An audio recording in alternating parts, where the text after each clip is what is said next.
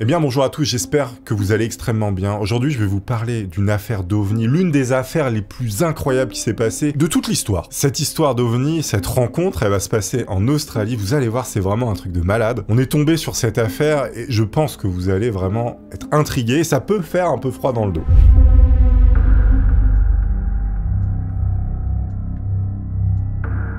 On est en janvier 1988 et une famille entière va subir une rencontre complètement incroyable. Ou plutôt, une agression inexplicable en pleine nuit sur la plaine désertique de Nullarbor en Australie. Leur voiture va être percutée, soulevée et recouverte d'une poussière étrange par un objet volant qui va pas être identifié. À ce jour, aucune explication rationnelle n'arrive à expliquer justement ce qui s'est passé pour cette famille. Alors la plaine de Nullarbor, c'est une des formations géologiques les plus impressionnantes et uniques d'Australie. Son nom, ça vient du latin nullus arbor, qui veut dire tout simplement pas d'arbre. Les peuples aborigènes qui vivent là-bas, notamment les Mirning, eux, ils l'appelaient souvent Undiri, ce qui veut dire sans eau. Ça vous donne un petit peu la base de l'endroit, pas d'arbre, pas d'eau, désert total. Donc il s'agit d'une immense étendue de calcaire formée il y a des millions d'années par l'accumulation de sédiments marins lorsque la région était encore recouverte par un océan. Elle couvre environ 200 000 m², s'étendant sur les états d'Australie méridionale et d'Australie occidentale. Ça fait une superficie qui est à peu près équivalente à celle de la moitié de la France. Donc un désert qui fait la moitié de la France. Cette plaine de Nullarbor, elle détient un record mondial, car c'est la plus vaste zone karstique à substrat calcaire du monde. Sans rentrer dans de la géologie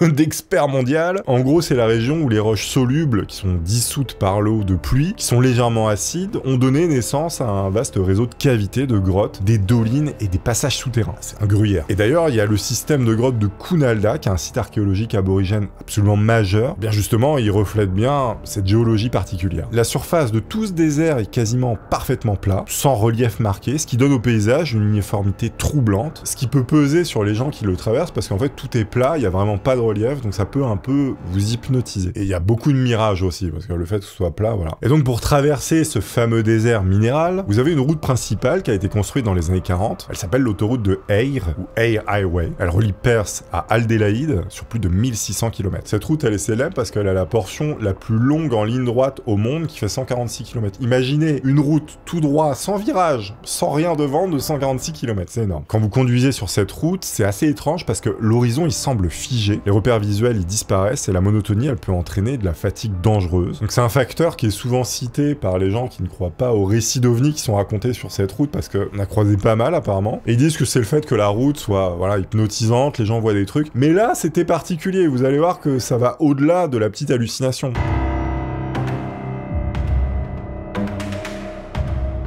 Cette vidéo, mes chers amis, elle est faite en collaboration avec N26, un service de banque en ligne que j'utilise personnellement depuis déjà plusieurs années. Alors avant, pour le moindre truc, fallait passer par son banquier pour demander une augmentation de plafond, pour faire un virement un peu élevé, etc. Jamais de réponse le samedi, dimanche, lundi, autant vous dire que c'est interminable. Et bien justement, avec N26, tout est dans l'application et c'est vous qui avez la main totale. Vous voulez par exemple bloquer ou débloquer votre carte bancaire, et ben c'est instantané. Ou alors mettre de côté un budget précis, il suffit de créer un sous-compte. Et si vous partagez vos dépenses avec quelqu'un, vous pouvez ouvrir un compte joint en quelques minutes seulement, voire quelques secondes. Alors aujourd'hui, c'est plus de 3 millions de Français qui utilisent N26, autant vous dire que c'est colossal, ça fait à peu près 4% de la population. Faut savoir que le support client, il est disponible tous les jours de 7h à 23h, et tout ça directement depuis votre téléphone. Alors vous pouvez même investir, épargner, et surtout voyager tranquillement, parce que N26, ça prend aucun frais bancaire à l'étranger. Contrairement aux banques classiques qui vont vous prendre 8 € quand vous faites un pauvre retrait. C'est du vécu. Alors côté formule, vous avez l'offre standard qui est gratuite. Pour une carte physique, il faut simplement payer 10 € de fabrication et après plus rien. Sinon, vous avez une carte virtuelle qui est utilisable sur votre téléphone qui, elle, ne coûte absolument rien. Pour ceux qui veulent plus d'options, vous avez évidemment des offres premium, comme par exemple avec N26U ou N26 Metal. Vous y trouverez des assurances, une couverture pour tous vos achats et votre smartphone, mais aussi des réductions sur vos billets de train et billets d'avion. Et avec la carte Metal, vous aurez accès également au lounge des aéroports, espèce d'endroit un peu VIP comme ça avant de prendre son avion. Moi, on m'a donné la métal pour essayer, qui est une vraie Mastercard en métal, du vrai métal. Si vous voulez tester N26, passez par le lien en description. Vous pourrez avoir la N26 métal comme moi ou le compte gratuit. Vous pouvez aussi scanner le QR code qui apparaîtra à l'écran. Figurez-vous qu'ils ont été hyper gentils parce qu'avec le code promo TOUNI20, eh bien vous allez recevoir directement 20 €. Merci à vous tous évidemment et merci à N26. Vous savez que les partenariats, c'est ça qui fait vivre la chaîne.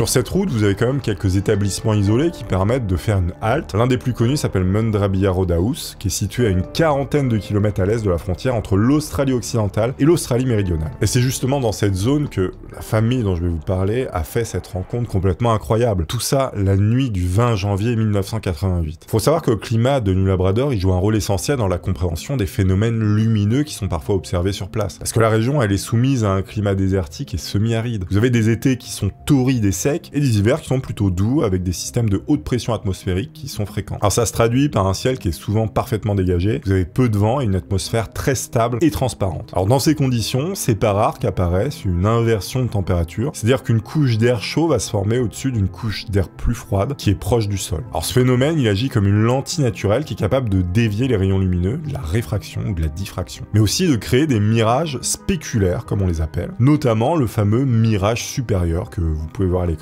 où des objets qui sont situés au-delà de l'horizon apparaissent flottants dans le ciel. Vous avez ainsi comme ça une lumière banale telle qu'un phare de voiture, ou les lumières d'une ville située un peu plus loin à 200 km, ou encore une étoile ou une planète brillante comme Vénus, qui peuvent apparaître dans le ciel sous une forme déformée, agrandie, parfois colorée de manière étrange, ou semblant se déplacer de manière erratique. C'est ce qui explique en partie les lumières mystérieuses qu'on peut être observées très souvent dans cette région. C'est tellement connu qu'on a même donné un nom à ce phénomène, puisque ce sont les lumières de Null Arbor. Null Arbor Light, ils appellent ça. Il y a aussi un autre record, c'est la ligne de chemin de fer la plus longue au monde qui fait 478 km de long sans un virage. Donc le train va vraiment tout droit.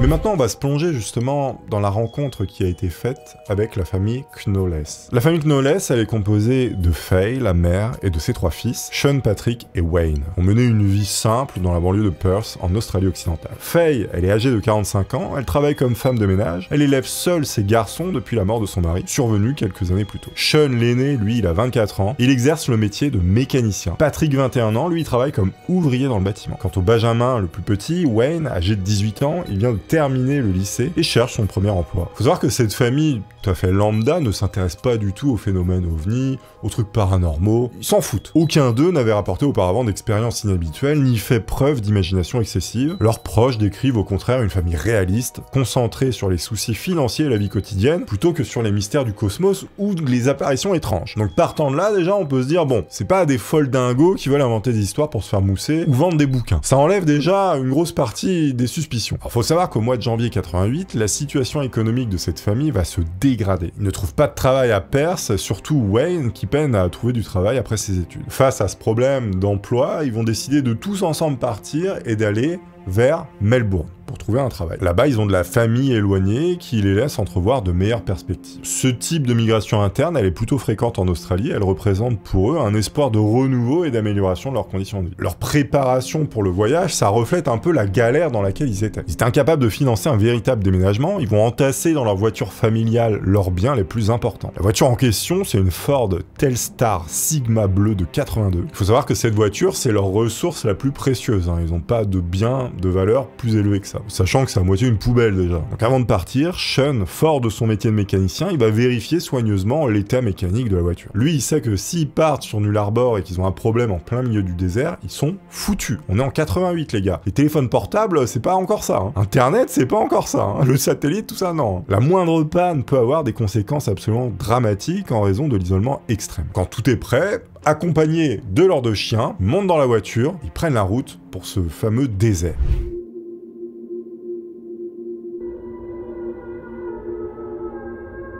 19 janvier 88, ils vont décider de partir de nuit pour des raisons techniques, notamment à cause de la température, parce qu'ils ont bien la climatisation dans leur véhicule. Le problème, c'est que ça consomme tellement, et vu qu'il n'y a pas de station essence tous les 10 mètres, il faut faire des économies d'essence, donc ils vont décider de partir de nuit. Déjà, ils mettront pas la clim. La famille, elle va prévoir quelques arrêts techniques dans de rares relais de la région, notamment ce fameux relais de Mundrabilla Roadhouse, mais aussi de Eucla, qui sont 2 points de passage incontournables pour les routiers et les voyageurs. Et là, ils vont pouvoir acheter de l'essence, acheter de la nourriture, se reposer. Le départ de la banlieue de Perth a lieu à environ 23 heures. Peu à peu, le trafic urbain va s'effacer derrière eux. Les conditions météorologiques sont idéales, la vue est dégagée, il n'y a personne, là ils peuvent foncer. Sean, il va prendre naturellement le volant pour le premier temps de conduite. Patrick, lui, s'installe à ses côtés sur le siège passager, tandis que Faye, la mère, et le jeune Wayne prennent place à l'arrière. Le premier kilomètre, ils vont se passer Tout simplement, aucun problème. Vers 2 h du matin, après plusieurs heures de route et avoir dépassé la ville de Northman, le point de départ officiel de la traversée de Null Harbor, les Knowles vont atteindre le premier relief annonçant le véritable début de la plaine désertique. Le décor, il va changer radicalement de visage. Les dernières collines verdoyantes laissent place aux grandes étendues arides, plates et uniformes, caractéristiques de la plaine calcaire. La lune, elle éclaire un paysage spectral, presque lunaire. Sean y maintient une vitesse d'environ 100 km/h. Une allure qui est plutôt raisonnable pour cette route qui est rectiligne, mais où les kangourous et autres animaux nocturnes présentent un risque de percussion. Percussion ? À mesure que les kilomètres défilent, l'ambiance dans la voiture, elle devient plus calme. Wayne y finit par s'endormir, la tête appuyée contre la vitre. La mère, épuisée par les préparatifs et le stress des derniers jours, elle tombe elle aussi. Seulement Patrick et Sean vont rester éveillés. Évidemment, celui qui conduit, il ne dort pas.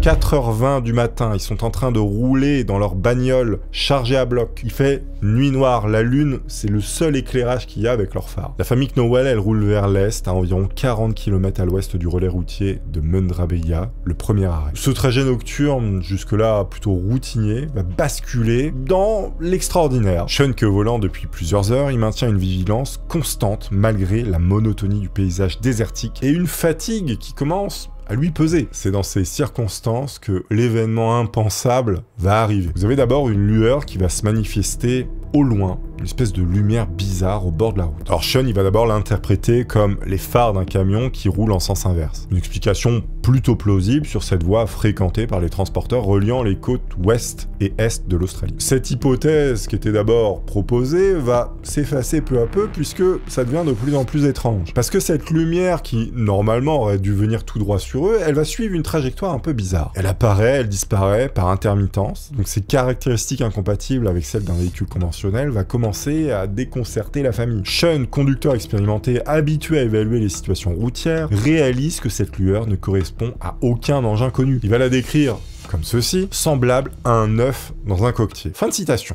Alors, d'environ 1 mètre de largeur, d'un blanc éclatant avec un centre jaune, l'incident il va atteindre son apogée lorsque la famille affirme que leur Ford Telstar va être littéralement soulevé de la chaussée par une force inexpliquée émanant de l'objet lumineux. Cet élément aussi spectaculaire que controversé divise évidemment profondément les observateurs entre ceux qui y croient et les sceptiques. Alors l'expérience, elle va dépasser la simple observation visuelle. Faye, elle va rapporter, elle, une sensation particulièrement troublante. En tentant de toucher par la fenêtre ce qui semblait être la coque de l'objet, elle va décrire une surface douce, caoutchouteuse et chaude, sans être brûlante. Lorsqu'elle retire sa main, elle va la retrouver couverte d'une fine poussière noirâtre. Cette perception tactile confère une dimension physique concrète à l'événement, ce qui écarte l'hypothèse d'une hallucination puisqu'elle a de la matière qu'elle a récupérée sur cet objet qu'elle a touché, hein, le truc est venu à côté d'elle. D'après eux, évidemment à ce moment-là, qu'est-ce qui va se passer? Tout le monde va flipper à mort. La panique s'empare du véhicule. Non mais tu m'étonnes, tu passes le bras, t'as un œuf volant qui te crache de la poussière noire dessus, il y a un problème. Alors Sean, il perd momentanément le contrôle du véhicule sous le stress, mais il réussit finalement à remettre le véhicule sur le droit chemin. Après cet incident, la voiture elle va présenter des anomalies très étranges. Vous avez cette fameuse poussière noire qui la recouvre entièrement. Il y a des enfoncements, des indentations qu'on appelle ça, qui sont visibles sur le toit, et un pneu arrière qui a éclaté. Eux, ils sont totalement formels que toutes ces choses sont apparues juste après que l'objet se soit approché de leur véhicule. Chose encore plus étrange, c'est que cet événement, il s'est pas déroulé de manière totalement isolée. Il y a d'autres personnes qui ont vu des choses. Il y a un monsieur qui s'appelle Graham Henley, un chauffeur de camion expérimenté, qui roulait vers l'est, tout ça à une certaine distance devant les Knowles. Habitué au trajet nocturne sur la plaine de Null Harbor, il possède une connaissance approfondie des conditions routières et des phénomènes lumineux habituels dans cette région. Et lui va observer une lumière trop élevée pour être celle d'un camion d'une voiture. Et il va décrire pareil, une boule blanche avec un intérieur jaune. Arrivé à Mundrabeya, il va constater l'état de la voiture des Knowles, qui est couverte de cendres semblables à du sable de silicium tout fin, dégageant une odeur de brûlé. Il remarque également 4 empreintes sur le toit et le pneu endommagé, corroborant ainsi le récit de la famille. Il y a un autre témoignage, mais cette fois-ci qui vient de pêcheurs, un équipage d'un tonnier qui pêchait dans les eaux de la grande baie australienne, à des centaines de kilomètres de l'autoroute évidemment. Et cette nuit-là, ils vont observer une lumière étrange décrite comme allongée verticalement. Cette description, elle présente une similitude frappante avec la forme en œuf dans le coquetier, qui avait été rapporté par Sean, suggérant un phénomène atmosphérique de grande ampleur ou plusieurs manifestations simultanées dans la région. Le fait est qu'il y a eu plusieurs témoins, à plusieurs endroits différents. On peut en penser ce qu'on veut, mais quand il y a beaucoup de personnes qui voient un même truc bizarre, c'est que cette chose s'est produite réellement, il y a peu de chances que ce soit une hallucination collective, la fameuse hallucination collective. La police, après avoir enquêté, ne conteste pas la sincérité du témoignage d'Ekno Wells, confortée par le récit d'autres témoins. Cependant, elle se trouve démunie face à l'étrangeté de l'affaire. Les sceptiques avancent l'hypothèse d'une petite panique de groupe, imputable à la fatigue après 13 heures de conduite, susceptible d'avoir altéré l'état mental d'Ekno Wells. Malgré ça, l'incident va attirer immédiatement l'attention des médias, avec des interviews télévisées diffusées dès le lendemain, mais aussi des articles publiés dans la presse internationale. C'est pas une petite affaire hein, qui est restée comme ça dans son coin, c'est un truc vraiment qui avait fait la une des journaux, hein, littéralement. Les descriptions convergentes de Graham Hanley et de la famille Ekno Wells, rapportées indépendamment depuis les positions différentes sur la route, renforcent la crédibilité d'un phénomène lumineux inhabituel. Le camionneur, lui, était plus éloigné de l'objet, il rapporte ni effet physique sur son camion, ni expérience aussi intense que celle d'Ekno Wells. Le témoignage des pêcheurs, bien que distant, apporte un élément supplémentaire. Eux, vu qu'ils étaient beaucoup plus loin, on est sur un indice du fait que la lumière, elle se reflétait finalement dans l'atmosphère et ça l'avait déformée de manière très allongée. La concentration des observations sur une période restreinte aux premières heures du 20 janvier 1988 suggère soit un événement ponctuel d'envergure régionale, soit des conditions atmosphériques particulières favorisant l'apparition de phénomènes lumineux inhabituels.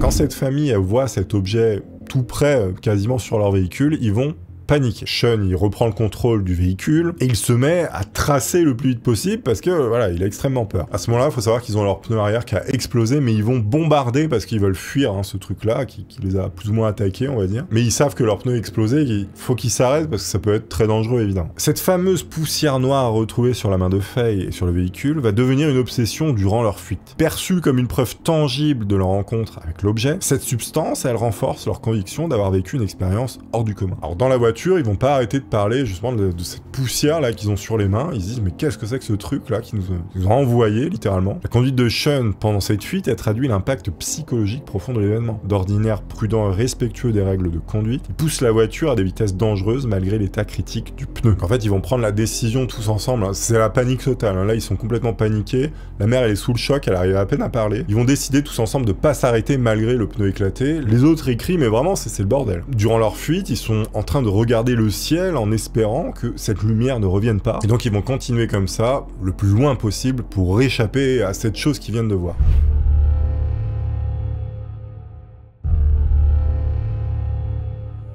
Bon, finalement, la famille Ekno Wells, elle va arriver vers 6h du matin à Ceduna. Cette petite ville côtière de l'Australie, elle constitue le dernier bastion de civilisation avant la traversée de Null Arbor pour les voyageurs qui viennent de l'Est. Dès leur arrivée dans cette ville, les gens ils vont constater qu'ils sont bizarres puisqu'ils sont recouverts de poussière. Leur visage y porte les traces d'une nuit d'angoisse totale, ils sont pâles, tirés, les yeux hagards, leurs vêtements sont froissés, leur comportement trahit d'un stress extrême. La famille, elle ne cherche pas à dissimuler sa détresse, et au contraire, elle semble sentir un besoin urgent de partager son expérience traumatisante. Donc ils vont s'arrêter dans cette ville, déjà parce qu'ils ont un pneu éclaté, et puis parce qu'ils viennent de vivre un truc terrifiant. Et ils veulent absolument raconter ce qu'ils viennent de vivre, parce que voilà, ils sont vraiment traumatisés. Alors les premiers interlocuteurs d'Ekno Wells sont des employés d'une station-service où ils font examiner leur véhicule. Les mécaniciens, qui sont habitués aux voyageurs fatigués de la traversée de Null Arbor, immédiatement frappés par l'état particulier de la famille. Le récit confus au départ, il va se structurer à mesure que les Ekno Wells répètent leur histoire. Ils décrivent un objet ovale et lumineux qui les a pourchassés, a heurté leur voiture à plusieurs reprises et l'a soulevée littéralement du sol, la faisant vibrer violemment avant de la reposer sur la route. Rapidement, les habitants alertés par ces échanges posent des questions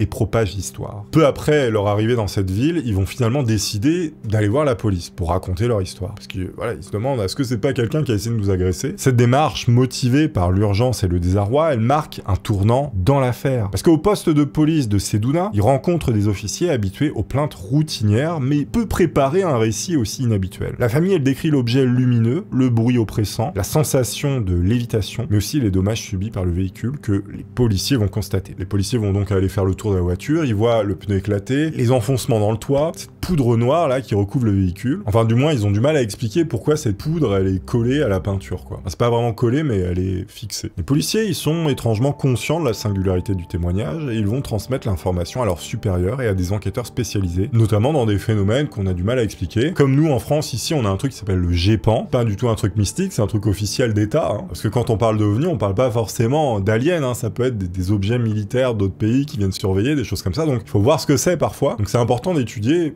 les choses qu'on a du mal à expliquer. Parce que si on le fait pas, finalement, on ne saura jamais. Mais bref, à ce stade, il n'y a aucune enquête approfondie qui n'est encore lancée, laissant les Knowles dans l'attente. Partagés entre le besoin de validation et la crainte de ne pas être pris au sérieux. Le chef de la police de Sedona, le sergent Jim Furnell, ça va être le premier officier à consigner leur déclaration officielle, notamment la cohérence et la détresse palpable des témoins au moment où ils ont raconté leur histoire. L'histoire des Knowles, ça ne reste pas confinée à Sedona, parce que dès le lendemain, vous avez des journalistes qui vont être alertés par les rumeurs locales, qui vont débarquer pour prendre l'affaire et en faire des écrits. Il y a un premier article dans un journal régional qui présente leur expérience comme une rencontre rapprochée dans le désert. Cet article, bien que un peu sensationnaliste, il va attirer l'attention des médias nationaux. Voilà, vous voyez, l'affaire elle commence à prendre de l'ampleur de plus en plus. Comme nous en France, on a quelques affaires, je sais plus, il y en avait un qui s'était posé dans un champ de lavande là. Et vous avez des affaires comme ça qui marchent un peu plus que d'autres. Bon, rapidement, des équipes de télévision et des reporters de grands journaux australiens vont converger vers cette ville pour interviewer la famille. À ce moment-là, la famille, elle va se retrouver sur les feux de la rampe, ils sont complètement mis en avant et leur histoire, elle prend vraiment une ampleur nationale, voire internationale. Et cette famille qui était initialement réticente à participer à ces choses-là, vont finalement aller sur des plateaux télé pour faire des interviews. On va constater qu'ils sont plutôt sincères et que c'est pas forcément le genre à inventer ce genre de choses. Et la plupart des gens sont convaincus par leur récit. Parallèlement, il y a des organisations comme l'Australian UFO Research Network ou l'UFORN, menées par des chercheurs comme John Hochtel et d'autres qui contactent cette famille pour recueillir leurs témoignages de manière plus rigoureuse. Ils vont examiner la voiture, prélèvent des échantillons de la poussière mystérieuse et ils découvrent d'autres dommages, notamment un dôme sur le toit, où justement la famille avait senti l'objet écraser leur voiture. Ils décrivent une sensation comme si la voiture était poussée vers le haut, comme si elle était aspirée. Leur conclusion, elle penche fortement en faveur de l'authenticité de l'événement en tant que rencontre inexplicable, faisant de l'incident de Null Arbor l'un des cas OVNI les plus documentés et les plus convaincants de l'histoire, notamment de l'Australie, mais aussi du monde entier. Bon, après, ça met un peu d'eau à leur moulin, les mecs sont dans l'UFO Research Network, donc voilà, toute proportion gardée.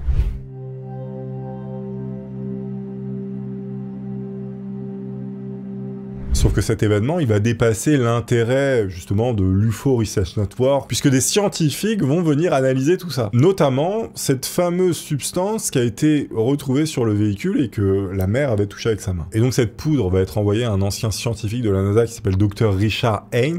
Le temps passe, les analyses, finalement, vont arriver. Elles paraissent déjà, de prime abord, un peu décevantes, parce que le matériau est composé principalement d'éléments qu'on retrouve souvent sur Terre, comme par exemple de l'oxygène et du silicium, qui sont les deux composants majeurs de la silice, SiO2 je crois, hein, ouais c'est ça, mais aussi du chlorure et du sodium, qui associés forment le chlorure de sodium, vous l'aurez deviné, qui est tout simplement du sel de table, mais aussi du carbone, qui est l'élément fondamental qu'on retrouve partout, et duquel on est constitué principalement. Nous sommes du carbone les amis, et de l'eau. Beaucoup d'eau. Et du gras, un peu de gras aussi. Ouais. Évidemment, rien dans cette liste ne montre de matériaux exotiques qu'on aurait aimé découvrir. Ça ressemble à un résidu terrestre, tout ce qu'il y a de plus banal. Sauf qu'on va découvrir un élément qui va tout faire basculer, puisque c'est un élément, un matériau extrêmement rare, peut-être même le plus rare sur Terre. On va retrouver des traces d'astate. L'astate, les amis, c'est pas un élément comme les autres, parce qu'il détient un record, c'est justement l'élément naturel le plus rare de la croûte terrestre. Alors pourquoi on ne le trouve nulle part et qu'il est extrêmement rare? Eh bien, il y a plein de raisons. Parce que c'est un élément hautement radioactif qui se désintègre très rapidement. Sa demi-vie, elle est seulement de 8 heures. C'est-à-dire qu'au bout de 16 heures, vous n'avez plus rien. L'élément a disparu totalement, ou il s'est transformé en autre chose. Notamment pour son isotope 210 AT. On a estimé à peu près la quantité d'astate qu'il y a dans toute la Terre entière, hein, dans la croûte terrestre. On estime à peu près qu'il y en a seulement quelques grammes sur toute la planète. Donc autant vous dire que c'est rare. En fait, il n'existe pas vraiment à l'état naturel de manière concentrée. On peut en trouver des atomes ici à droite à gauche. Mais si vous en trouvez un gros paquet à un endroit, c'est qu'il a été fabriqué, ou du moins concentré. C'est un produit fugace de la chaîne de désintégration de l'uranium et du thorium, qui sont des éléments enfouis profondément sous terre. On peut constater que cette poudre a été déposée finalement il n'y a pas si longtemps, puisque si ça avait été un produit ancien, il aurait complètement disparu. Donc là, le labo a pu le détecter. Alors il y a un contexte géologique qui est aussi incompatible qu'on a du mal à expliquer. Retrouver de l'astate naturelle en surface dans le désert de Null Arbor est géologiquement absurde. Cette région, c'est une vaste plaine calcaire aride et plate, sans activité volcanique récente, ni gisement profond d'uranium ou de thorium, qui pourrait en être la source, donc explication mise de côté, ça vient pas du sol de ce désert. En industrie, l'astate, elle n'a aucune application industrielle. Sa rareté et sa durée de vie minuscule la rendent inutilisable dans aucun processus de fabrication. Alors en médecine, vous avez certains isotopes d'astate qui sont étudiés, notamment en médecine nucléaire, pour la radiothérapie ciblée. Sauf qu'ils vont être produits artificiellement dans des accélérateurs de particules ou des réacteurs nucléaires, en quantité absolument infime et sous contrôle très strict. Et ils sont utilisés directement, voilà, parce que c'est tellement instable, voilà, ça se décompose. Et donc c'est inconcevable qu'un échantillon de ce type se retrouve par hasard sur une voiture dans un désert australien isolé. Ça n'a pas de sens. Là, les chercheurs, ils sont face à quelque chose de bizarre puisqu'ils ne savent pas d'où ça vient.